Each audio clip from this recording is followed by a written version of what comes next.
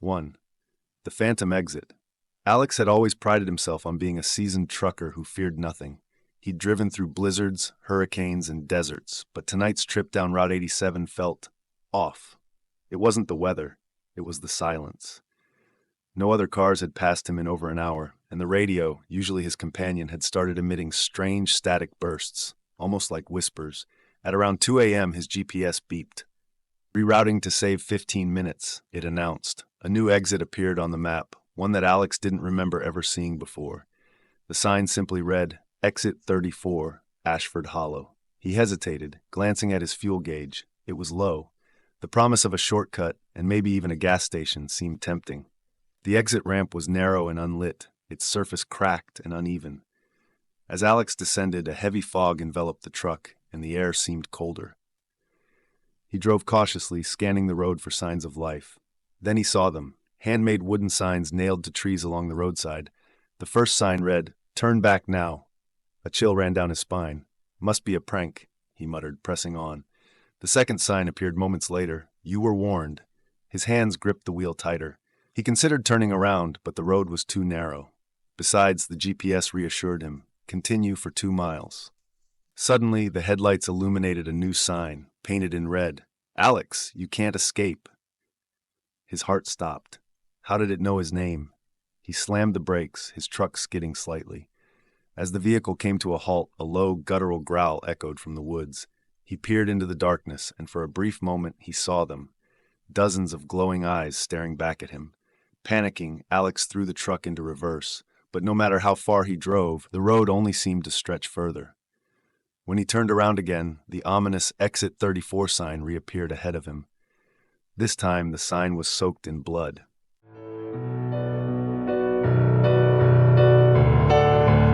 2.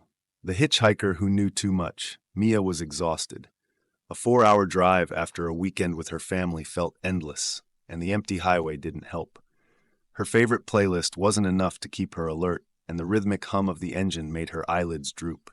Then she saw him. A man standing by the side of the road, his thumb extended.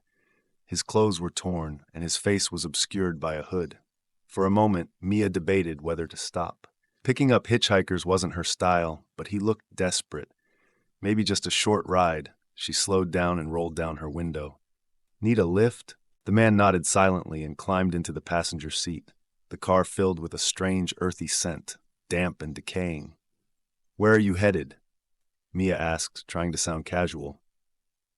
Just ahead, the man mumbled, staring straight ahead. Minutes passed in silence.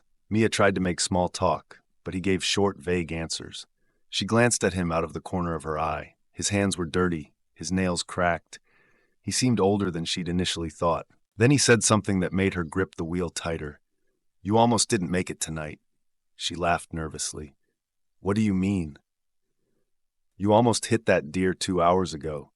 You didn't even see it, did you? Mia froze. He was right. She'd been distracted earlier and had swerved at the last second, narrowly avoiding what she thought was a shadow in the road. But how could he possibly know? Have we met before? She asked, her voice trembling. He turned to face her. His eyes were black voids. No, Mia, but I've been watching you for a long time. Terrified, she slammed on the brakes. Get out, she screamed. But when she turned to confront him, the seat was empty. Her car door hadn't even opened. She drove off, heart pounding, but she couldn't shake the feeling she was being followed. Later, she found out that the stretch of road she'd driven on was infamous for disappearances, particularly of young women.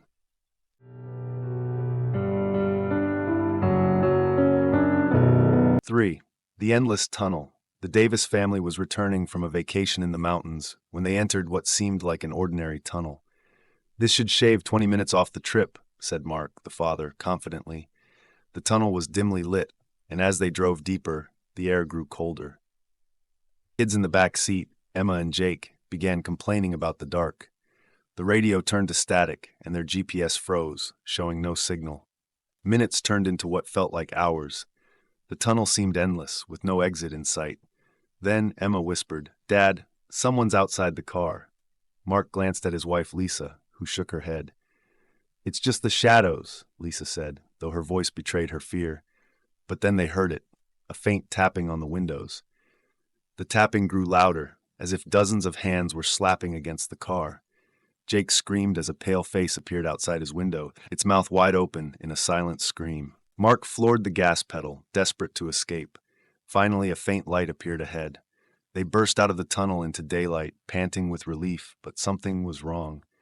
The car clock showed they'd been in the tunnel for only 5 minutes, yet the sun was setting, and hours had passed.